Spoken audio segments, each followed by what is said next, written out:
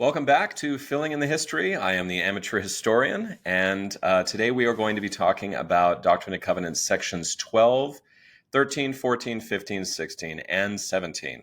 And don't you worry, it's not going to be a bunch of long sections. For example, section 13 has like one verse in it, but they're very important. There's a lot of things leading up to it. We're going to be talking today about early translation of the Book of Mormon. We're going to be talking about the copyright of the Book of Mormon. We're going to be talking about Joseph Knight Sr. We're going to be talking about David, Peter, and John Whitmer. We're going to be talking about the 3 witnesses to the Book of Mormon. We're going to be talking about some of the 8 witnesses to the Book of Mormon. So there's a lot of things to cover. We're also going to talk about the restoration of the Aaronic priesthood and some of the instances around that. I'm going to give as much as I can from, or everything that I found anyway, from the Joseph Smith papers. And so, quite a lot of material to cover. So I might go a little fast today just because there's a lot to cover. And I'm also going to try to follow the order of the Joseph Smith papers. So welcome back. I hope you're enjoying. We're on YouTube, Spotify, Apple Podcasts. I keep saying we. It's just me. I am doing, well, anyway, the royal we. You and me, perhaps. Anyway, so Doctrine and Covenants, sections 12 through 17. So what we're going to do, part 1 here, we're going to start with section 12, the title page to the Book of Mormon, and some early translations of the Book of Mormon. So a bit of an introduction to the papers of section 12 is pretty easy. Is that 12, 13, 14, 15, and 16 in our current Doctrine and Covenants are not in either one of the Revelation books. Section 13, for example, is not even a section. It is actually just an extract from actually draft 2 and 3 from the manuscript history. We're going to get into that. And so the order that we currently use in the church in the 2013 edition of the Doctrine and Covenants is based on the manuscript history of the church, or what you could call, History of the Church, Volume 1. So that's why they're in the current order that they're in. But the Joseph Smith papers, the documents volume 1, follows a different order. So that's what we're going to try to follow today with one exception. So section 12 is going to be the first thing we talk about. Then we've got the earliest Book of Mormon manuscript writings. That begins in 1 Nephi chapter 2. So that is from the original manuscripts that they used to translate the Book of Mormon. And then there's a printer's manuscript that they used to actually publish the Book of Mormon. But we're going to use just give you a sample of what it is, according to what the Joseph Smith papers has done. We're also going to be going into the title page of the Book of Mormon. There's some interesting things there. After that, again, this is Documents Volume 1, says Section 14, and then it's Section 18, which we won't get too much into today because there's a whole episode about that.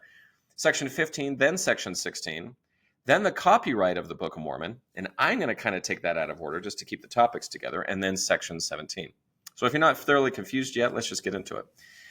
So Section 12 is lost from Revelation Book 1, but it's also missing from the Revelation Book 1 index. So it might never have been in a Revelation book at all. This is Section 12. And so the earliest version that we have is actually Book of Commandments, chapter 11. It's also found in the first edition of the Doctrine and Covenants in 1835 under section 38. So this is an interesting thought, that it was actually never in these sort of bound, written manuscript volumes. So where did you get it from? Where did they print it from? It was in the very earliest publication, which is the Book of Commandments. So we get from the historical introduction, this is from Documents Volume 1 about Section 12. It says, "The Book of Commandments contains the earliest copy of this revelation. John Whitmer did not include a copy in Revelation Book 1, indicating that Joseph Smith may not have kept a copy or may have lost his copy. The editors of the Book of Commandments included the revelation, however, perhaps relying on a personal copy of the text kept by an early believer. When in May 1829 this revelation was dictated is unknown, in part because it is unclear how many times and when Knight, Joseph Knight Sr., traveled to Harmony to assist Joseph Smith." And from the footnote of that, we also get, this is footnote 8 that the editors of the Joseph Smith papers wrote. It says, "Early revelations were often personal enough that recipients or people close to them retained copies. Several Knight family members, as well as Oliver Cowdery, were living in Jackson County, Missouri in late 1832 when this revelation was typeset. It is reasonable to assume that one of them provided a copy of the revelation to the compilers of the Book of Commandments, though no such copy has survived. So another way to get a revelation is just keeping your own personal copy. But all of those are lost. So there's your papers introduction. There is no papers to look at besides the Book of Commandments. So that's where we get it from. So what are the circumstances leading up to this? Well, if the revelation itself is directed to a man by the name of Joseph Knight Sr. And in it, it's basically answering a question very similar to Hiram Smith. And we're going to get to that in a moment too. About where do I fit into all of this? And he gets an answer about the importance of the work, about how it's coming forth and it's marvelous and miraculous, and about his role in it of keeping commandments, seeking to bring forth the cause of Zion is a phrase used. And that's all sort of put together in this section for him. It's very short in comparison to some other sections of the Doctrine and Covenants that we have. So who is Joseph Knight Sr.? Well, we have this. In late 1826, Knight began employing Joseph Smith as a day laborer, and Joseph Smith soon gained enough favor with Knight that he loaned Joseph Smith his horse and cutter to go see his girl, Emma Hale. Now, how about that for a good man, whom Joseph Smith soon married? I just love that. Go see your girl. Here's my horse and cutter. I thought that was fun. In September 1827, Knight was at the Joseph Smith Sr. home the night Joseph Smith obtained the plates, and he later reported that Joseph Smith gave him a detailed description of the plates and the Urim and Thummim. That winter, Joseph Smith and Emma, who had returned to Harmony, Pennsylvania, fell on hard times and asked Knight for assistance.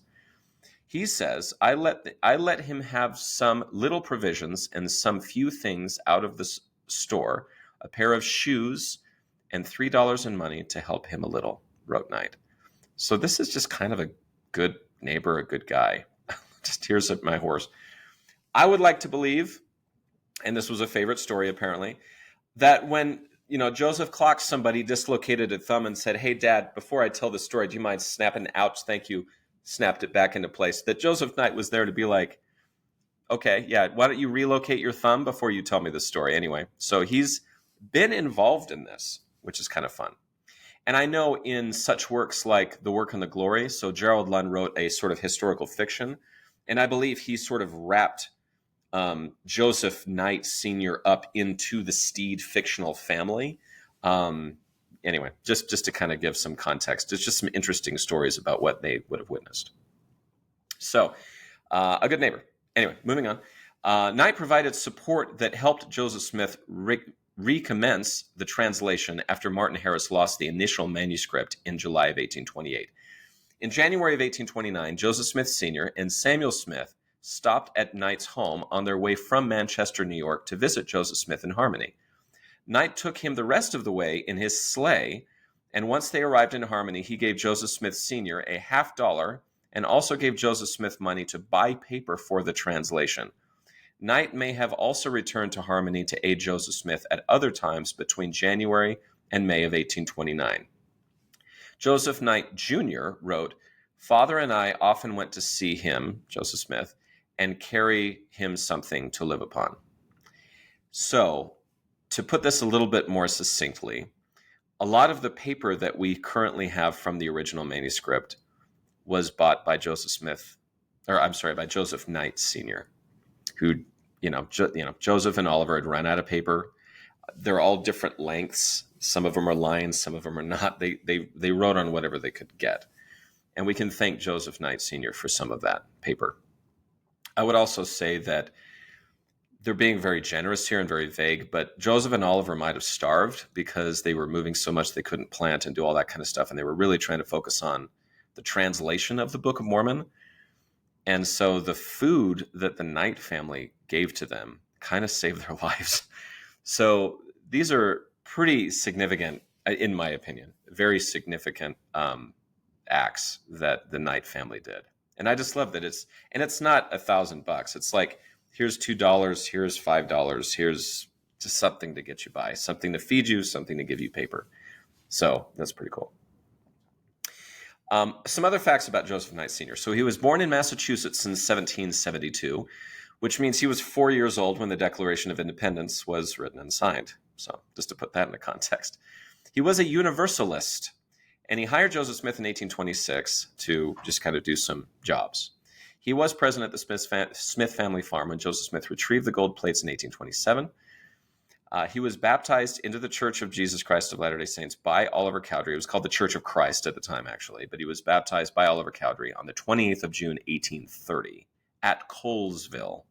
So he was not baptized in Fayette. As much involvement as he had, that's just not something that he was involved with. So that's a little about Joseph Knight. So what are we doing leading up to section 12? Well, we've got this from the historical introduction from Documents, Volume 1. When Joseph Smith and Oliver Cowdery were running low on provisions in May 1829, they temporarily stopped translating and journeyed to Colesville to see Knight. Although absent at the time, Knight soon traveled to Harmony with more paper and with provisions enough to last until the translation was done. Joseph Smith may have dictated this revelation during that visit. Introducing the revelation, Joseph Smith's history stated that Knight was, quote, very anxious to know his duty as to this work. I inquired of the Lord for him and obtained as follows. So there is some suspicion, and I think I agree with this, that sections 11 and 12 were actually given basically at the same time. So the historical introduction again says, when in May in 1829 this revelation was dictated is unknown, in part because it is unclear how many times and when Knight traveled to Harmony to assist Joseph Smith. The revelation dates from the same general period as the revelation for Hiram Smith and may have preceded it. Again, further to that, where I think it makes sense, it is possible that Knight gave Hiram a ride to Harmony, as he had done for Joseph Smith Sr. and Samuel a few months earlier, and that the two revelations came during this trip. Neither Knight's history nor other accounts give exact dates as to when Knight arrived. So, yeah, hey, I'm heading down to Harmony. Anybody want to ride Hiram? Yeah, come on, get in the wagon. Yeah, I won't say. Well, yeah, get in the wagon, losers. We're going revelating. Anyway, whatever. Dumb reference. So, yeah, so that's section 12. And again, it's bring forth the cause of Zion and, keep the commandments and follow the Spirit and, stand by my servant. He's a really, really good man in that regard. So, a little further into that, he was a farmer and a miller with various holdings. He married Polly Peck in 1796. Polly actually died in 1831. So this is after Joseph Sr. Joined the church. He then married Phoebe Crosby Peck in 1833. He moved with the Saints to Ohio and then to Nauvoo, so he was a part of that whole thing. And Joseph Knight Sr. was on the trek west to settle in the Salt Lake Valley when he died in Mount Pisgah, I hope I'm saying that right, Iowa, in 1847 at the age of 74. So he actually lived a pretty good long life, and he was on his way to Utah when he passed away. So that is Joseph Knight Sr. And he's kind of a background character with a lot of stuff, but in like a very significant way, like, again, keeping these guys alive. He received his own revelation. He gave paper, which I would like to believe we still have today. We don't know exactly, what paper was what, but a very important figure in this. So moving on to how the Joseph Smith papers ordered things in Documents Volume 1. So what we get from that is the earliest extant copies of the very first part of the Book of Mormon. So what we're talking about here, these manuscript pages is basically 1 Nephi chapter 2, verse 2 through 1 Nephi chapter 3, verse 18. This is the front and back of a very long piece of paper. The handwriting is from Oliver Cowdery, John Whitmer, and an unknown scribe, although the unknown scribe is not very prominent. There's just little things here and there. We have the facsimile version from the printed volume.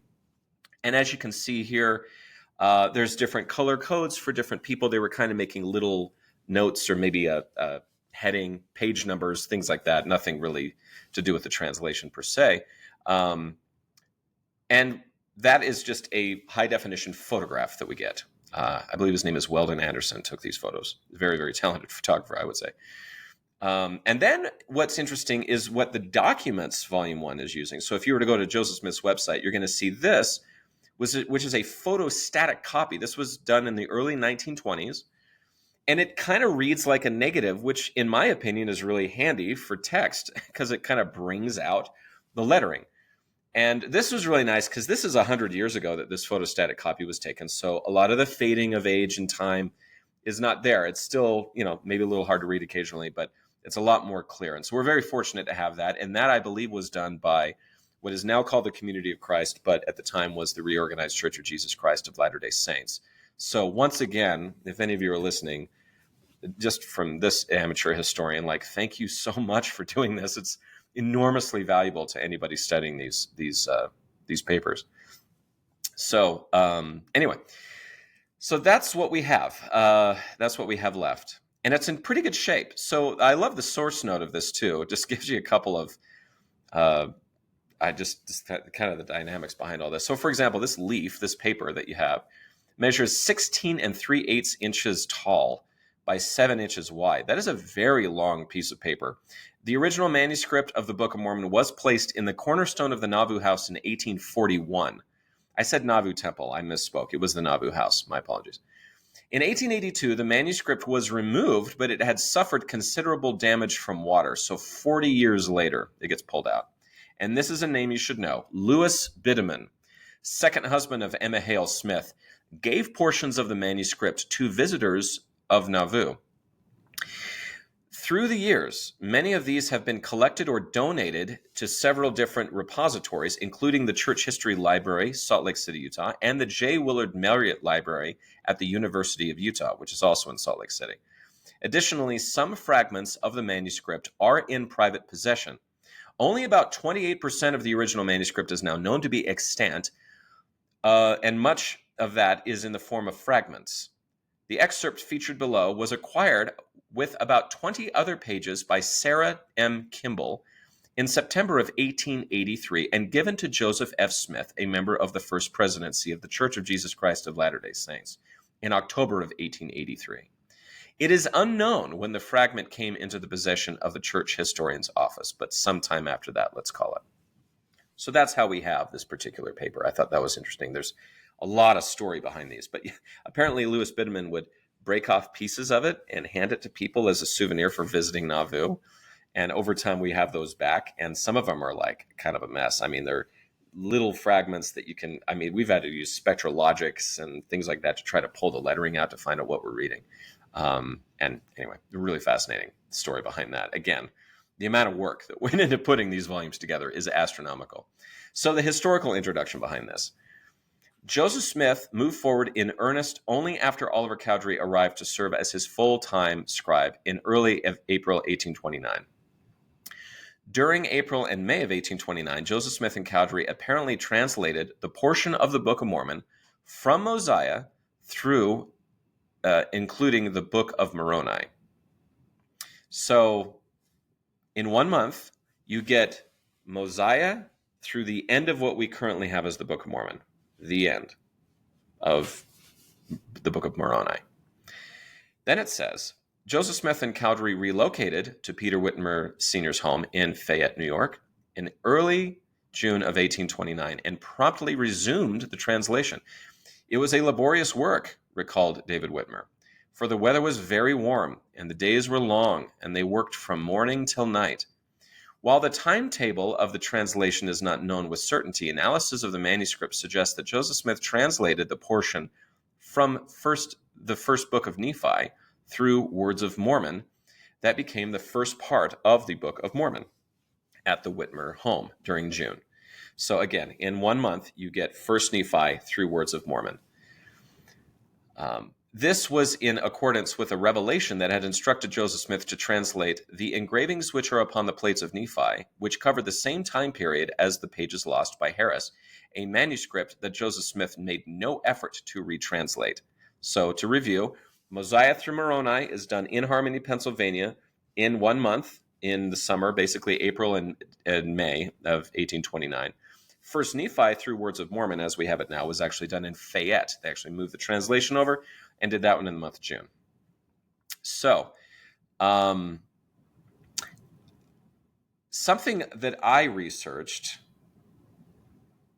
is quite amazing.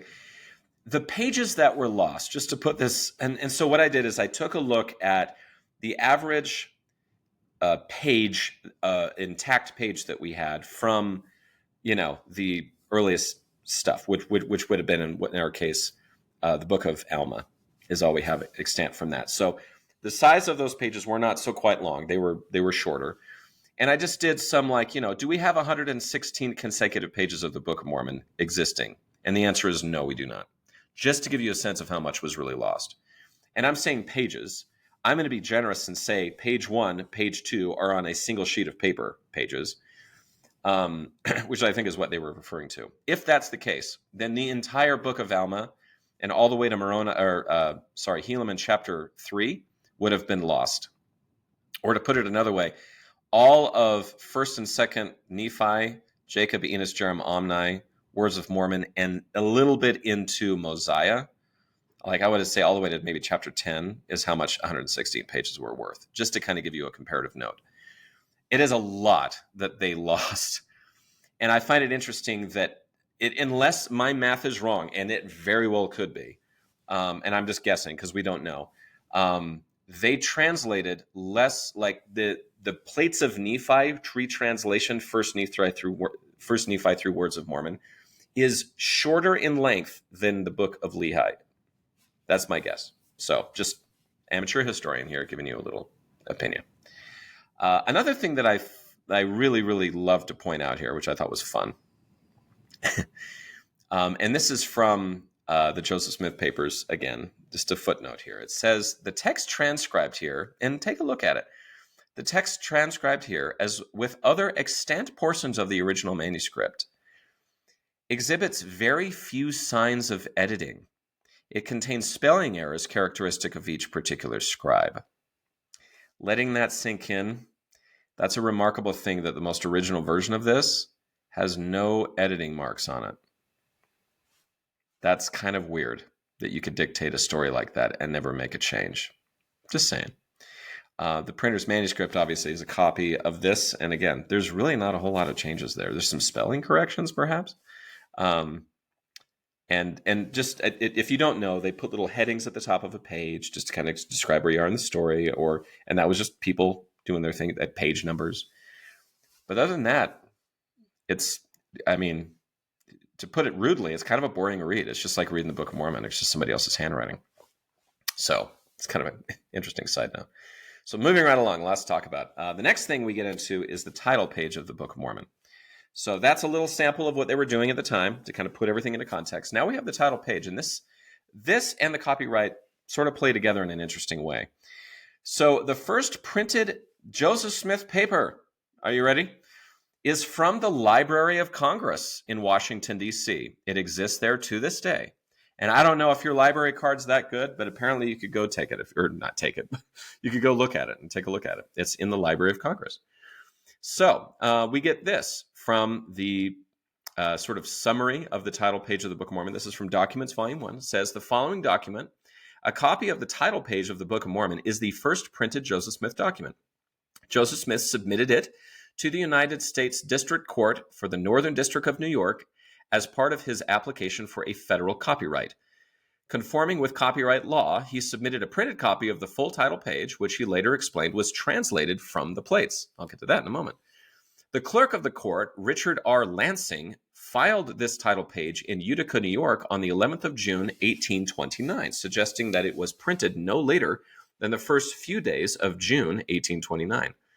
Lansing completed an official copyright form that same day and included a handwritten copy of the title page that he likely copied from the document featured below.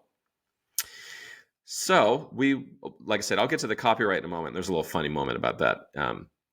Richard sort of miscalculated his font size. It's kind of fun. Anyway, just again, problems that existed then, problems that still exist now. It's just the way it is. So Joseph Smith actually explains in draft 2. This is the official, this was a printed history of the church thing. It is not in the Pearl of Great Price, but because we're kind of beyond that now. But Joseph Smith explains where this came from. So this I'm taking from draft 2. Says, I wish also to mention here that the title page of the Book of Mormon is a literal translation taken from the very last leaf on the left-hand side of the collection or book of plates, which contain the record, which has been translated. They strike out, and not by any means, but then continues, the language of the whole running same as all Hebrew writing in general, and that said title page is not by any means a modern composition either of mine or of any other man's who has lived or does live in this generation. Therefore, in order to correct an error which generally exists concerning it, I give below that part of the title page of the English version of the Book of Mormon, which is a genuine and literal translation of the title page of the original Book of Mormon, as recorded on the plates. If you're wondering where that title page comes from, that's where it comes from. And this, my friends, is the very first printed thing that Joseph Smith produced. So that's the title page. Now, why are we getting into the title page? Well, let's talk about the copyright of the Book of Mormon. I'm taking this out of order just to kind of keep these subjects together, but this comes later in the Joseph Smith papers. Forgive me. It's like 2 ahead, amateur historian here. Just chill out. In church, the copyright of the Book of Mormon has actually been in the custody of this church organization since it was received from the Northern District of New York. So, a historical introduction to this I find very interesting. So the federal copyright statute of 1790 was, as amended in 1802, outlined 5 steps to obtaining a copyright. The applicant was to deposit a copy of a work's title page with the clerk of the federal district court, pay for the copyright certificate, publish the certificate in the newspaper in 4 consecutive weeks over the next 2 months, print the certificate in the book, and provide a copy of the book to the United States Secretary of State within 6 months of its publication. The copyright record presented here resulted from Joseph Smith's compliance with the first 2 requirements. So let's go through it. What's it take to copyright a book in 1829 or 1830? So for all intents, I won't get into the details of it, but we think Joseph Smith probably mailed this to the Supreme Court Northern District of New York. We don't really have a lot of indications, and because of the way they were moving, we just think he mailed it in. Fine. You can still do that today if you want to copyright something. So step 1, it includes the work's title page. So here it is, the title page. This is the original writing that we get. This is from the printer's manuscript of the Book of Mormon. This is the most original version that we have. And then, of course, you have the Library of Congress version of it. This is taken from the plates. I find this very interesting that if we are to believe the Book of Mormon is true, that some guy well over 1,000 years ago decided for some reason to write a title page that fulfills modern copyright laws. I find that to be very Book of Lehi-ish, because the belief is that the writers of the Book of Mormon, and that includes Nephi, that includes Mormon, a little bit of Moroni, I believe, but it's discussed. Like, why am I doing this? I don't really know. And then you get this title page, which conveniently is the first step. Anyway, just a side note. Step 2 is you're supposed to pay for the copyright certificate. And so because we assume that he did that, because this is the actual copyright page that we still have. There's a corner missing here, as you can see. But it seems like he paid for it because Richard Lansing actually produced, a document for him. And what I love, if you take a look at this, is he starts writing the title page and the text gets smaller and smaller and smaller because this is a long title page. Anyway, it's kind of funny. I do that all the time. Again, because I'm an amateur. So anyway, the step 3 is to print their certificate in a newspaper for 4 weeks. Now, as far as we know, they might not have actually fulfilled this. So, got a footnote for you here. It says on June 26, 1829, the Palmyra, New York Wayne Sentinel published the title page and the copyright notice. But this apparently fell short of the legal requirement to print the title page for 4 consecutive weeks in a local newspaper. Only one advertisement appeared in the Wayne Sentinel in the 2 months that followed. In what may have been an attempt by Joseph Smith to satisfy the copyright law, the Wayne Sentinel advertised the Book of Mormon for 4 consecutive issues, but did not include the complete copyright notice. Yeesh. So they did not do step 3. As far as we can, again, maybe we lost it, but as far as we can tell, they didn't do it. Step 4, print their certificate in the Book of Mormon, in the book, sorry. So this is from the 1830 edition. This, as you can see, is just a word-for-word reproduction of the copyright notice, including Mr. Lansing's printed signature, if you will, at the end. So that was fulfilled. Step 5, provide a copy of the book to the Secretary of State, which we don't have any evidence that they ever did that, but I can't, I mean, if wrap it up in paper and mail it, I don't know. Maybe they did, maybe they didn't. But so, I don't know. 3 out of 5? Does that work? Anyway, so that's the copyright of the Book of Mormon, and kind of fun that we still have it. So it's still in church possession, and it fulfilled the copyright as far as we can tell. So, again, why is this important? Title pages, copyright pages. Some interesting things about that I'm getting from the copyright page, historical introductions. Finding a printer was kind of tough for the Book of Mormon. And all of this, by the way, is happening in between sections 12, 13, 14, and 15, 16, and 17. So just know that this is chronology that we're going into as part of the history is concerned. So here's one from the historical introduction. Printers in the area had little or no experience printing books that were as large and as expensive as the Book of Mormon. The copyright decreased the financial risk of publishing the book and therefore gave Joseph Smith additional power to negotiate with potential printers. Joseph Smith's early efforts to find a printer were apparently conducted in and around Palmyra, where E.B. Grandin originally rejected his proposal, likely fearing that the Book of Mormon would not be, that the book would not be profitable. So if you didn't know, E.B. Grandin said no originally.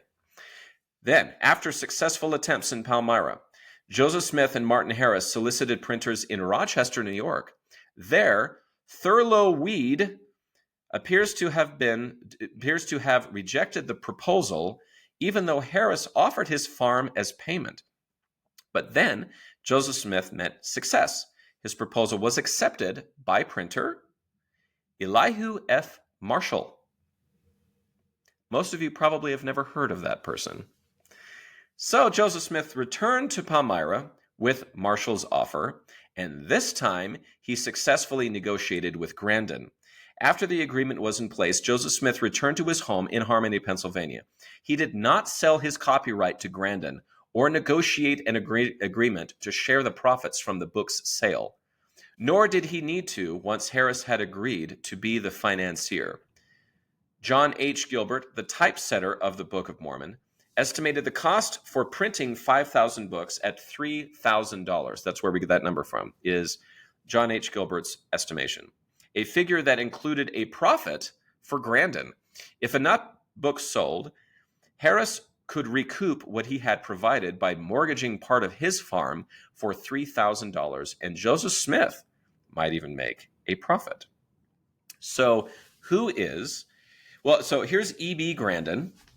This is a picture that many of you may have seen if you know anything about church history. He is the one that did the printing, and sort of his bookstore held the Book of Mormon for a long time. That's in Palmyra, New York. And a recreation of that printing office still stands today. So if you want to go back to Palmyra and actually see the printing office and get a little tour about what it means to print a book, you can still do that. I believe that is also run by the church. I believe that's owned by the church and run by that. You'll see full-time missionaries in there. And then there's John Gilbert. He actually never joins the church, but he is the typesetter for the Book of Mormon. He's actually the one that set the type. And boy, does he love to pose. Look at this picture. Like, he is posing like a boss with what's called a gathering of the printed version of the Book of Mormon. And so this is another photo of John Gilbert. So love the hair. Thank you, John. Never joined the church, but he's the reason why we have the Book of Mormon published, which is pretty cool. So why are these important? I wanted to just point out one more thing, again, because I love shouting out to the reorganized church as well as to the community of Christ. I actually have here in my hot little hands, and let me just make sure I got the date right here. This is a 1953 edition of the Book of Mormon that looks a little different to a Latter-day Saint. But down here, you're going to see Herald Publishing. This is published in Independence, Missouri. This is the Reorganized Church of Jesus Christ of Latter-day Saints edition of the Book of Mormon. And the biggest difference, quite frankly, is just the length of chapters and chapter and verses. But just wanted to say, the title page of the Book of Mormon is here. And if you flip over that, you have the testimony of the 3 witnesses and the testimony of the 8 witnesses. I am not kidding when this is always, I've said this a million times now, but the title page, not the original copyright pages. They secure different copyrights later down the line. But those things, the testimony pages and the title page, are in every edition you'll find, even whether or not it's an official Church of Jesus Christ thing or not. So once again, huge shout out to the reorganization for preserving these very important things. So that's part 1. That was huge. That was long. But what I wanted to do is kind of give a sense of where we are and be faithful to all the wonderful work that the editors of the Joseph Smith papers have done. So in part 2, we're going to start getting into section 13 of the Doctrine and Covenants, which is a very interesting story about the restoration of one of the priesthood orders of the Church of Jesus Christ of Latter-day Saints. So stay tuned for that.